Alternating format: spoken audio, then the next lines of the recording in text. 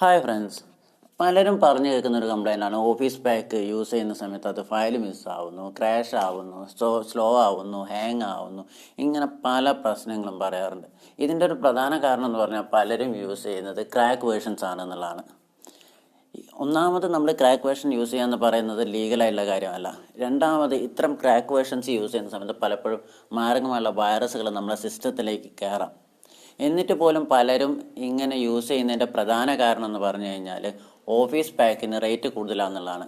എന്നാൽ office pack നമുക്ക് free ആയിട്ട് യൂസ് ചെയ്യാൻ പറ്റും എന്നുള്ളത് 99% ആൾക്കാർക്കും അറിയത്തില്ല. അതും ഏതെങ്കിലും ഒരു വേർഷൻ അല്ല, ക്ലൗഡ് ബേസ്ഡ് ആയിട്ടുള്ള 365 എന്ന് പറഞ്ഞുള്ള വേർഷൻ തന്നെ നമുക്ക് യൂസ് ചെയ്യാൻ പറ്റും.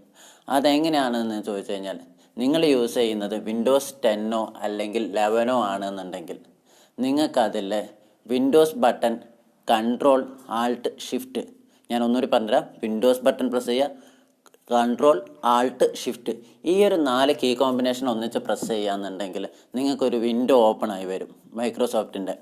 ആ ഒരു വിൻഡോയിൽ നിങ്ങളുടെ ജിമെയിൽ ID കൊടുത്തുകൊണ്ട് ഒരു പുതിയ അക്കൗണ്ട് നിങ്ങൾ ക്രിയേറ്റ് ചെയ്യുക. അങ്ങനെ ഒരു പുതിയൊരു അക്കൗണ്ട് ക്രിയേറ്റ് ചെയ്ത് കഴിഞ്ഞാൽ നിങ്ങൾക്ക് അതിൽ വേർഡ്, എക്സൽ, അതുപോലെ തന്നെ പവർ പോയിൻറ്റ്, വൺ ഡ്രൈവ്, ഇതെല്ലാം നിങ്ങൾക്ക് അതിൽ യൂസ് ചെയ്യാൻ പറ്റും. മാത്രമല്ല വൺ ഡ്രൈവിൽ 5 GB വരെ ഫ്രീ സ്റ്റോറേജും നിങ്ങൾക്ക് അതിൽ ലഭിക്കും. ഇത് കംപ്ലീറ്റ്ലി ഒരു ക്ലൗഡ് ബേസ്ഡ് ആയിട്ടുള്ള അല്ലെങ്കിൽ വെബ് ബേസ്ഡ് ആയിട്ടുള്ള ഒരു ടൂളാണ്. അതായത് നിങ്ങൾക്ക് ഇത് സോഫ്റ്റ്വെയർ ആയി നിങ്ങളുടെ സിസ്റ്റത്തിൽ ഇൻസ്റ്റാൾ ആവുകയല്ല, പകരം നിങ്ങൾക്ക് നിങ്ങളുടെ ബ്രൗസറിലാണ് നിങ്ങളിത് യൂസ് ചെയ്യുന്നത്. ഇപ്പോൾ അതിൽ നിങ്ങൾ എക്സൽ എന്നുള്ള ആ ഒരു ഓപ്ഷൻ എടുത്തു കഴിഞ്ഞാൽ നിങ്ങൾക്കത് നിങ്ങളുടെ ബ്രൗസറിലായിരിക്കും ഓപ്പൺ ആയി വരിക. ഏകദേശം നിങ്ങൾ ഗൂഗിൾ ഷീറ്റിൻ്റെ അതേ രീതിയിലായിരിക്കും അത് ഓപ്പൺ ആയി വരിക.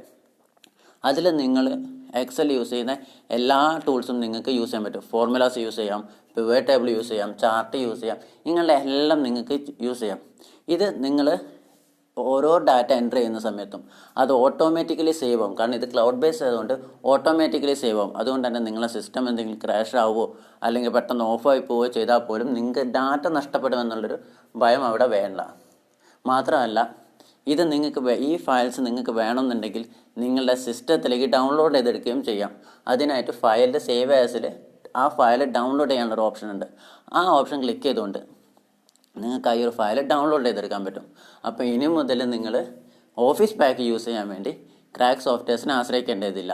ഈ ഒരു രീതിയിൽ നിങ്ങൾക്ക് ഈസി ആയിട്ട് നിങ്ങൾക്ക് ഈ ഒരു ടൂൾസ് യൂസ് ചെയ്യാവുന്നതാണ്.